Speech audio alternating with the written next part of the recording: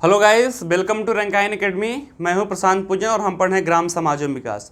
जैसा कि आपको पता ही है कि उत्तर प्रदेश में कृषि व्यवस्था के 4 लेक्चर को हमने प्रॉपर तरीके से कंप्लीट कर लिया है और अपना चैप्टर भी समाप्त हो गया है। तो जैसा जब हमने इस कोर्स को स्टार्ट किया था तो हमने आपसे वायदा किया था कि जो भी चैप्टर हमारा कंप्लीट होगा उसके महत्वपूर्ण प्रश्नों को या फिर परीक्षा में आने की संभावना जिस प्रश्नों की प्रबल होगी उसको हम यहाँ पर डिस्कस करेंगे।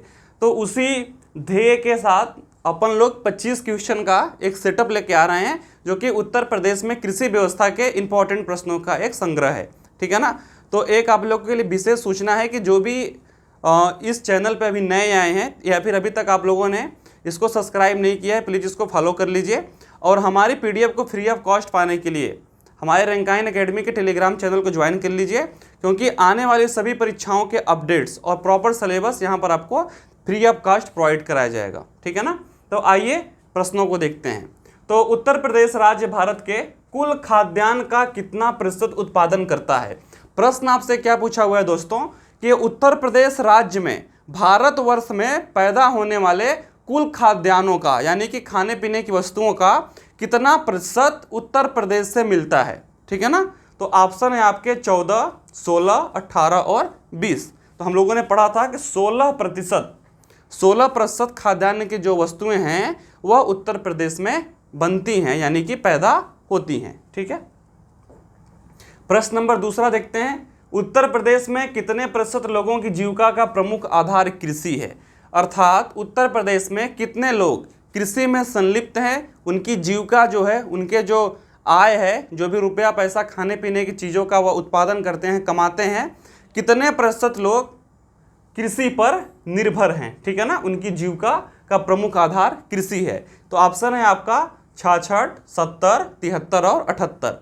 तो हम लोगों ने देखा था कि 73% यानी कि 100 में से 73% लोग यानी कि 73 लोग 100 में से 73 लोग प्रॉपर तरीके से कृषि पर ही डिपेंडेंट हैं कि उनका खाना पीना सारा कुछ कृषि से ही होता है। अब बात करते हैं क्वेश्चन नंबर 3 की। उत्तर प्रदेश की कुल आय में कृषि एवं पशुपालन का कितना योगदान है। यानी कि उत्तर प्रदेश यदि 100 रुपये कमाता है टैक्स के रूप में, ठीक है ना, जो उसकी GDP है, कुल सकल आय है, तो कृषि एवं पशुपालन से कितना हिस्सा जाता है। जैसा कि हमने पहले क्वेश्चन में देखा था कि 73 यानी कि 73% लोग कृषि पर ही निर्भर हैं। तो आय जो है वो कृषि एवं पशुपालन से आय कितना मिलता है। ठीक है। यानी कि 100 में से यदि उत्तर प्रदेश 100 रुपये कमा रहा है तो कृषि एवं पशुपालन से कितने रुपए कमा रहा है। तो ऑप्शन है आपके 38, 39, 42 और 45। तो 45%। ठीक है ना।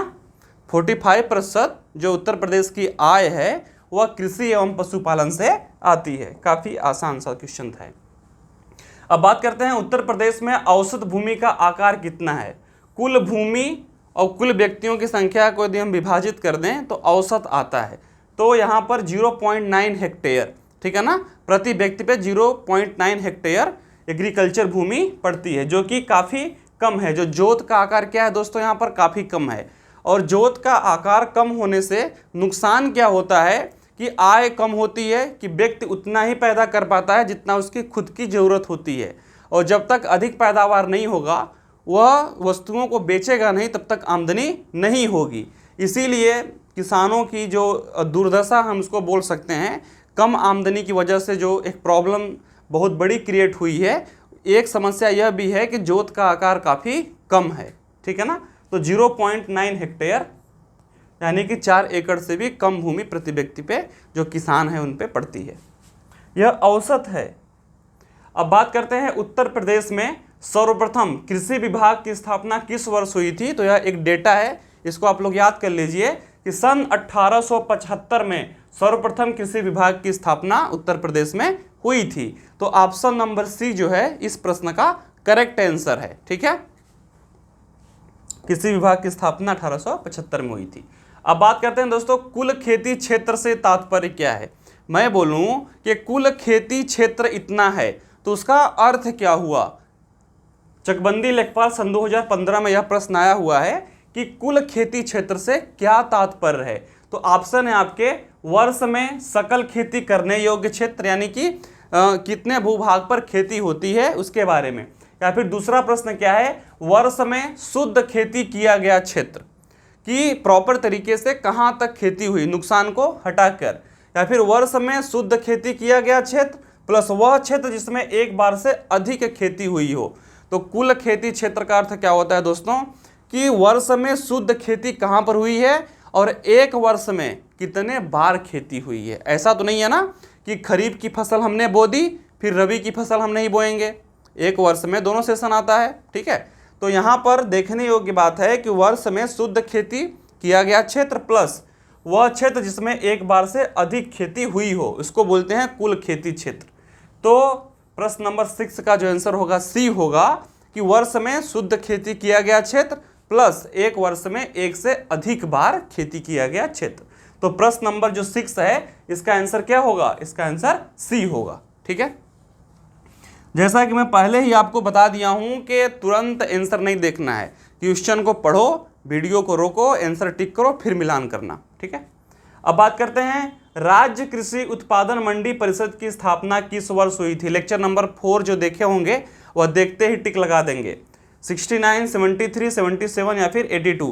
तो मैंने पढ़ाया था इसके पहले वाले ही लेक्चर में कि 1973 में राज्य कृषि उत्पादन मंडी परिषद की स्थापना हुई थी, ठीक है ना। तो 7वां का आंसर नंबर बी हो जाएगा 1973। दोस्तों बात करते हैं कृषि विकास निधि की अधिकतम राशि है, पहला लेक्चर, कृषि विकास निधि की अधिकतम राशि कितनी मिलती है, यानी कि कृषि को विकसित करने के लिए जो योजनाएं चलाई जाती हैं, जागरूक करने के लिए उसकी जो निधि है, निधि मतलब कि पैसा कितना आवंटित होता है, तो 30 करोड़ रुपए। तो 8वें का आंसर होगा सी, ना 20 ना 25 ना 35, ठीक है। आंसर क्या होगा सी, जो कि 30 करोड़ है कि कृषि विकास निधि कृषि को विकसित करने के लिए, जागरूक करने के लिए जो योजनाएं चलाई जाती हैं वह 30 करोड़ की योजना होती है, ठीक है। तो प्रश्न नंबर 8वें का आंसर होगा सी। अब बात करते हैं दोस्तों वार्षिक क्रम और वंशांतर यानी कि वर्षांतर, एक वर्ष का अंतर, फसल उगाने की व्यवस्था को क्या कहते हैं। यह एक टर्म्स होता है, यह एक यानी कि उसको बोलने का वे होता है, तरीका होता है, लहजा होता है। वार्षिक क्रम और वंशांतर फसल उगाने की व्यवस्था को क्या कहते हैं। फसल रोपण सूचकांक, फसल रोपण प्रभाव, फसल रोपण वृद्धि या फिर फसल रोपण अनुक्रम। जो बच्चे अर्थव्यवस्था को पढ़े होंगे यानी कि इकोनॉमी के टॉपिक को, यह टर्म्स वहाँ पर भी आता है और चकबंदी लेखपाल सन 2015 में भी आया हुआ है। तो दोस्तों इस टर्म को बोलते हैं फसल रोपण अनुक्रम, यानी कि एक ऑर्डर फसल के रोपण का। तो प्रश्न नंबर 9 का आंसर नंबर डी होगा, फसल रोपण अनुक्रम। अब बात करते हैं उत्तर प्रदेश में कृषि को जलवायु के आधार पर कितने प्रदेशों में विभाजित किया गया था। लेक्चर नंबर 3 आप लोग याद करिए कि हमने पूरे प्रदेश को 9 भागों में डिवाइड करके, 9 मंडलों में डिवाइड करके वहाँ की जलवायु और वहाँ पैदा होने वाली फसलों के बारे में विस्तार से बताया था कि आगरा मंडल में किस प्रकार की जलवायु होती है और किस प्रकार की फसल अच्छी होती है। फिर मैंने गोरखपुर मंडल का जिक्र किया था, मेरठ मंडल का जिक्र किया था, ठीक है ना। फिर हम प्रयागराज गए थे। इस तरीके से हमने उत्तर प्रदेश को 9 मंडलों में विभाजित करके वहाँ मिलने वाली जलवायु और पैदा होने वाली मुख्य फसलों को देखा था। तो 7, 9, 11 और 13। तो प्रश्न नंबर 10 का जो आंसर होगा वह बी होगा कि हमने उत्तर प्रदेश में कृषि जलवायु को 9 भागों में विभाजित करके पढ़ा था, ठीक है ना। किस कृषि जलवायु प्रदेश में खरीफ फसलों का उत्पादन किया जाता है। यहाँ पर प्रश्न आपसे क्या पूछा हुआ है कि किस कृषि जलवायु प्रदेश में खरीफ फसलों का उत्पादन किया जाता है। ऑप्शन है आपके उत्तर पूर्वी मैदानी क्षेत्र या फिर पूर्वी मैदानी क्षेत्र या फिर विंध्य प्रदेश, ठीक है ना। तो हमने उत्तर प्रदेश में क्षेत्र पढ़ा था, प्रदेश नहीं पढ़ा था। विंध्य क्षेत्र होता तो हम सोच लेते। दोस्तों विंध्य क्षेत्र में हमने मिर्जापुर और सोनभद्र को पढ़ा था कि मिर्जापुर और सोनभद्र में विंध्य क्षेत्र आता है। माँ विंध्यवासिनी का मंदिर है और उसी के क्षेत्र को विंध्य क्षेत्र कहते हैं। लेकिन यहाँ पर विंध्य प्रदेश है तो ऐसा किसी प्रदेश का जिक्र हमने नहीं देखा है। लेकिन उत्तर पूर्वी मैदान और पूर्वी मैदान में खरीफ की फसल, ठीक है ना, खरीफ की फसल यानी कि जो धान की फसल होती है जो बरसात के मौसम में होती है, जून से लेकर जुलाई तक इसकी बुआई होती है और अक्टूबर से लेकर नवंबर तक इसकी कटाई होती है। इस प्रकार की जो फसल है वह कहाँ कहाँ पे होती है, तो उत्तर पूर्वी मैदानी और पूर्वी मैदानी प्रदेश दोनों में होती है। जब ए और बी दोनों सही है तो डेफिनेटली हमारा आंसर डी हो जाएगा, क्योंकि डी में ए और बी दोनों सही हैं। विंध्य क्षेत्र होता तब हम उसके ऊपर विचार करते, लेकिन विंध्य प्रदेश ऐसा कुछ नहीं है। अब दोस्तों बात करते हैं उत्तर प्रदेश में किस प्रकार की मिट्टी अधिकांशतः पाई जाती है। बलुई मिट्टी, जलोढ़ मिट्टी, लाल और काली मिट्टी का मिश्रण। तो हम लोगों ने पढ़ा था कि जो जलोढ़ मिट्टी है, जलोढ़ मिट्टी उत्तर प्रदेश में अधिकांश क्षेत्र में पाई जाती है, चाहे वो पश्चिमी उत्तर प्रदेश हो, चाहे वो पूर्वांचल का क्षेत्र हो, बुंदेलखंड का क्षेत्र हो, जलोढ़ मिट्टी अधिक मात्रा में पाई जाती है। ठीक है ना। तो बलुई मिट्टी, जलोढ़ मिट्टी, लाल दोमट, लाल और काली मिट्टी का मिश्रण। तो डेफिनेटली प्रश्न नंबर 12 का जो आंसर होगा वह बी होगा, क्योंकि इसी में जलोढ़ मिट्टी का जिक्र है। बलुई मिट्टी जो है वह एक तो जो गंगा यमुना का क्षेत्र होता है आसपास का थोड़ा बहुत, वहाँ पर बालू वालू के कण पाए जाते हैं। ठीक है ना, तो उसको ज़्यादा परेशान नहीं होना। परिक्षेत्रीय मृदा को और क्या कहते हैं।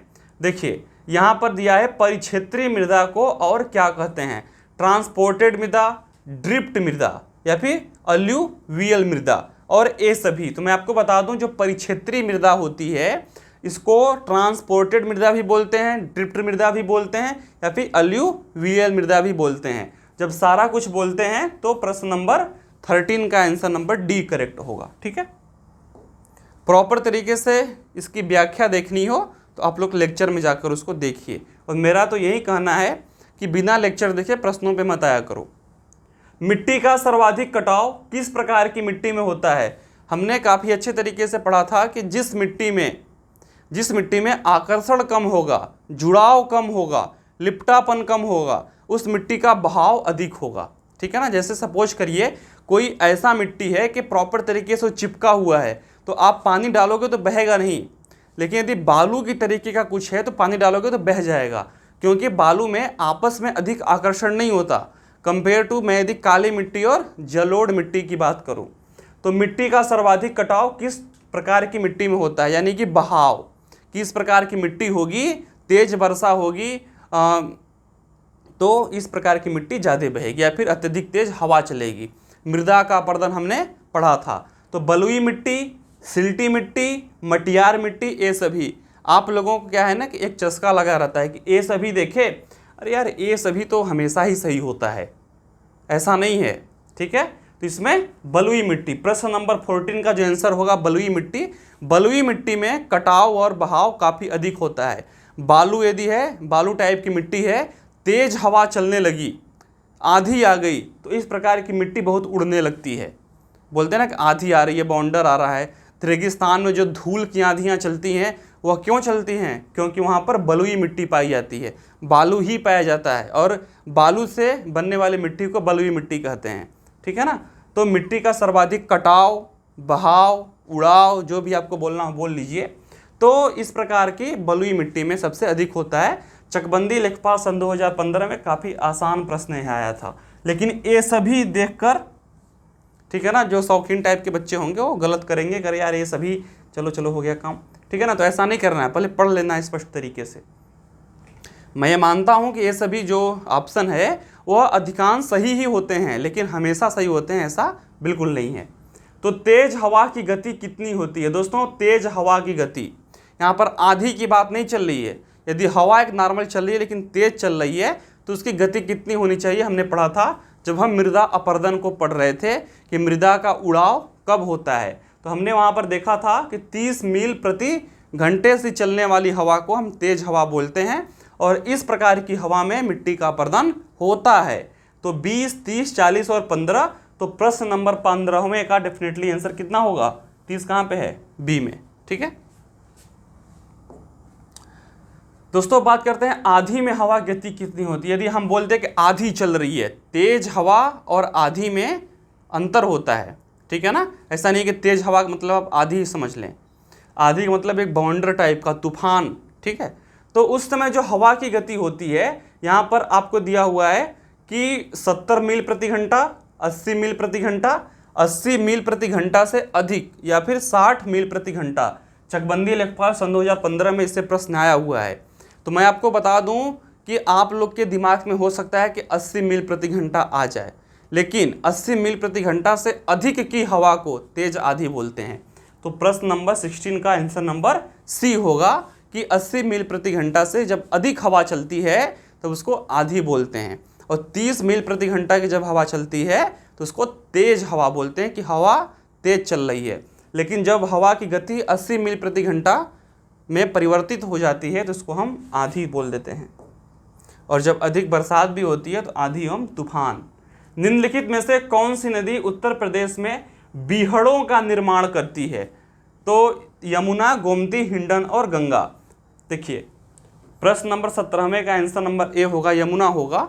इसका अर्थ क्या हो मैं आपको बता दूं। जैसे सपोज करिए कि यहाँ पर नदी बह रही है, ठीक है ना, एक छोटे से सकरे आकार में नदी बह रही है। बरसात में यहाँ पर बाढ़ आ गया और आसपास की मिट्टी को काट के लगभग 1 किलोमीटर इधर और 1 किलोमीटर इधर कटाव हो गया, ठीक है ना। और पहले इसका जो दायरा था वह 500 मीटर था, तो अब टोटल दायरा कितना हो गया? 2.5 किलोमीटर हो गया यहाँ से लेके यहाँ तक। तो जब गर्मी आएगा तो क्या यह नदी 2.5 किलोमीटर के क्षेत्र में बहेगी? क्या नहीं बहेगी, फिर से 500 मीटर में आएगी। लेकिन अब जो 2 किलोमीटर काट दिया है यह क्षेत्र क्या हो जाएगा? खाली हो जाएगा। तो कुछ इसको ही बीहड़ बोलते हैं, जहाँ पर मिट्टी का अपरदन हो जाता है, ठीक है ना। और काफ़ी ज़्यादा जो कृषक होते हैं, खेती बाड़ी करने वाले लोग होते हैं, वह इस प्रकार के होने वाली अपरदन से काफ़ी परेशान होते हैं कि उनका खेत खराब हो जाता है, ठीक है ना। तो निम्नलिखित में से कौन सी नदी उत्तर प्रदेश में बीहड़ों का निर्माण करती है? तो यमुना। निम्नलिखित में से कौन सी एक रबी की फसल नहीं है? तो हमने आपको एक पूरा चार्ट में बताया था कि रबी की फसल क्या होती है, खरीफ की फसल क्या होती है, जायद की फसल क्या होती है। तो आप लोगों को यदि ध्यान होगा तो गेहूं, जौ, ठीक है ना, और मसूर, यह तीनों ही रबी की फसल है। मूंग रबी की फसल नहीं है। सी, तो आप लोग को पता करना है कि क्या मूंग खरीफ की फसल है या जायद की फसल है, यह काम आपका है। गेहूं में प्रोटीन का प्रतिशत कितना होता है? आप लोग रोटी खाते हैं ना, तो उसमें 12% गेहूं में प्रोटीन पाया जाता है। तो ऑप्शन चेक करते हैं। ऑप्शन ए है 12%, 30, 45 और 25। तो गेहूं में प्रोटीन का प्रतिशत 12 होता है, इसलिए प्रश्न नंबर 19 का आंसर ए होगा। दोस्तों बात करते हैं क्वेश्चन नंबर 20 की। उत्तर प्रदेश में गेहूं का सर्वाधिक उत्पादन किस जिले में होता है? इसको तो आप लोग जानते ही हैं, ठीक है ना, गोरखपुर। बस्ती, जौनपुर, सहारनपुर और गोरखपुर। हमने इसको पढ़ा भी था। जो बच्चा अच्छे तरीके से वीडियो को देखा होगा, लेक्चर को देखा होगा, उसे दिक्कत आ ही नहीं सकती, ठीक है ना। तो इसीलिए सिर्फ 4 लेक्चर में सिलेबस कंप्लीट है इसका, और चैप्टर नंबर 10 उसको देख कर इसको फिर सॉल्व करने बैठना। तो उत्तर प्रदेश में गेहूं का सर्वाधिक उत्पादन गोरखपुर में होता है। चना का सर्वाधिक उत्पादन कहाँ होता है? झांसी, जालौन, हमीरपुर, इलाहाबाद, जो कि अब प्रयागराज के नाम से जाना जाता है। तो हमीरपुर, ठीक है ना। क्वेश्चन नंबर 21 का हमीरपुर। हमीरपुर में एक NIT कॉलेज भी है, NIT हमीरपुर। तो प्रश्न नंबर 22 देखते हैं। सरसों उत्पादन में उत्तर प्रदेश का स्थान क्या है? प्रमुख फसलें जो हैं, चाहे वो गन्ना हो गया, सरसों हो गया, गेहूं हो गया, चना हो गया, ठीक है ना। इसमें हमने आप लोग को लिखवाया था कि उत्तर प्रदेश का स्थान कौन सा है पूरे भारतवर्ष में, कि सभी राज्यों में उत्तर प्रदेश में सबसे अधिक उत्पादन होता है, कि दूसरे नंबर पे होता है, कि तीसरे नंबर पे होता है, कि चौथे नंबर पे होता है। उसी क्रम में हमने सरसों को भी देखा था। तो सरसों का जो उत्पादन होता है, यदि मैं प्रदेशों को एक श्रेणी में लगाऊं तो उत्तर प्रदेश दूसरे स्थान पे आता है। तो सरसों उत्पादन में उत्तर प्रदेश का स्थान द्वितीय है, यानी कि सेकेंड है, दूसरा है। अब बात करते हैं दोस्तों क्वेश्चन नंबर 23 की। धान के लिए सर्वाधिक उपजाऊ भूमि कौन सी होती है? दोमट, काली, बलुई या फिर जलोढ़, ठीक है ना। दोमट मिट्टी होती है या फिर काली मिट्टी होती है, बलुई होती है कि जलोढ़ होती है। तो हमने देखा था कि जो दोमट मिट्टी होती है वो धान के लिए सर्वाधिक उपजाऊ होती है, ठीक है ना। इसको आप लोग देख सकते हैं। अब बात करते हैं कि पूर्वोत्तर भारत की प्रमुख खाद्यान्न फसल कौन सी है? पूर्वोत्तर भारत में हमने देखा था कि सबसे अधिक उत्पादन किस फसल का होता है और कौन सी सबसे प्रमुख फसल है। तो आलू, टमाटर, चावल और ज्वार। तो डेफिनेटली इसका आंसर होगा चावल। पूर्वोत्तर भारत की प्रमुख खाद्यान्न फसल चावल है। अब बात करें दोस्तों खरीफ ऋतु की फसलें क्या हैं। देखिए हमने रबी की बात की थी, खरीफ की बात की थी, जायद की बात की थी और उसमें हमने सारा कुछ लिखवाया भी था, उसको आप लोग को याद करना है। तो खरीफ ऋतु की जो फसल है चना मटर मसूर, ज्वार बाजरा ढैंचा, आलू सरसों फूल गोभी या इनमें से कोई नहीं। बिल्कुल ज्वार है, बाजरा है और ढैंचा है, ये सब खरीफ की फसल है, ठीक है ना, जो कि धान के साथ ही बोई जाती हैं। इनके लिए वर्षा की अधिक आवश्यकता होती है। तो दोस्तों आप लोगों ने देख लिया कि उत्तर प्रदेश की कृषि व्यवस्था के सभी 25 महत्वपूर्ण प्रश्नों को हमने यहाँ पर कंप्लीट कर लिया है। तो मिलते हैं एक नए चैप्टर के साथ, तब तक के लिए धन्यवाद।